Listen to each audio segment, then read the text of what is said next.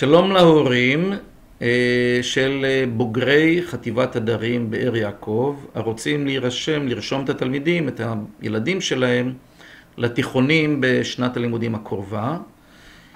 אנחנו נתחיל בהסבר קצר על הרישום לתיכונים בראשון לציון. אז בשלב הראשון באחריות ההורים למלא טופס רישום מקדים עבור תלמידים מבאר יעקב שרוצים ללמוד בתיכונים בראשון לציון. מילוי הטפסים מתבצע במשרדי המועצה. החל מיום ראשון התחלנו לעשות את זה, השמיני לשלישי, ועד יום שני, ה-16 לשלישי, בין השעות 8:30 ל-1:30, לא כולל חמישי, שישי ושבת. המועצה שלחה להורים דפי הסבר וטופסי רישום. לטופס הרישום יש לצרף צילום תעודת זהות של שני ההורים, וגם צילום של ספח התעודה, כולל הכתובת. הורים גרושים ופרודים מתבקשים למלא טופס רישום נוסף, שנקרא תצהיר הורים פרודים וגרושים לפי בקשת עיריית ראשון לציון.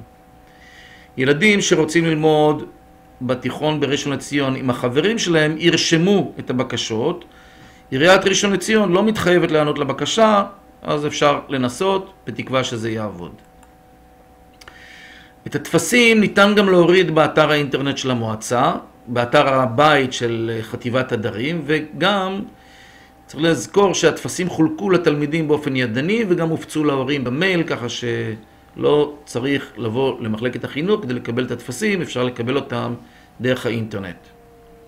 בטפסים יש למלא, כפי שציינו, צילום של תעודת זהות, ולהעביר את הטפסים המלאים למשרדי מחלקת החינוך במועצה עד ליום ה-16 לשלישי. אנחנו מדגישים, זה יום אחד לפני הבחירות, וחשוב לא לאחר את המועד. ניתן גם לשלוח את הטפסים בפקס, אבל תבדקו שקיבלנו אותם, כדי שלא יהיה מצב ששלחתם ולא קיבלנו. לגבי אופן השיבוץ של התלמידים על ידי עיריית ראשון לציון, אז קודם כל צריך לדעת שעיריית ראשון לציון מבצעת את השיבוץ של התלמידים שלנו מבאר יעקב לפי שיקול דעת עצמאי משלה. השיבוץ מבוצע בשלושה תיכונים בלבד שהם קבעו, זה מקיף ג' עמית עמל, מקיף ט' שזה נאות אשלים, ומקיף י' איינשטיין. עיריית ראשון לציון תשבץ 85 תלמידים תושבי באר יעקב במסלול עיוני, ישובצו כ-70, והשאר במסלול אתגר ומב"ר, זאת המכסה שקיבלנו.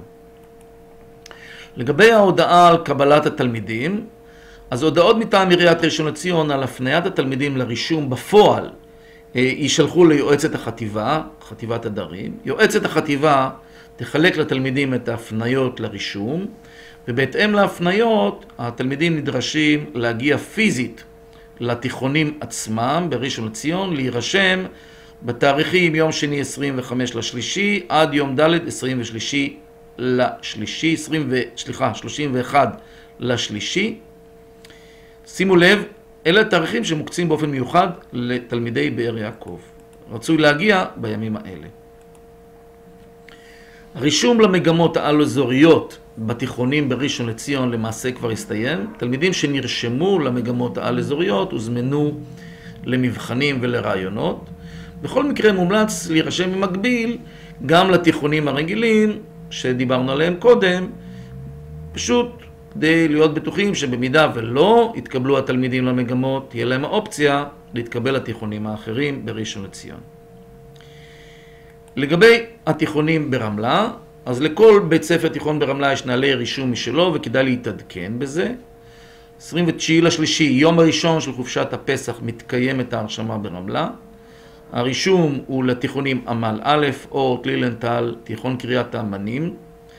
אפשרות גם להירשם לתיכון יוהנה ז'בוטינסקי ולתיכון מדעים בלוד.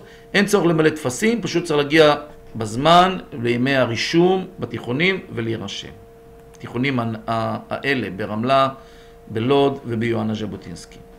פרטים נוספים אפשר לקבל במחלקת החינוך שלנו בבאר יעקב, יש כאן את הטלפון ואת הפקס שלנו, וגם אפשר לשלוח מייל.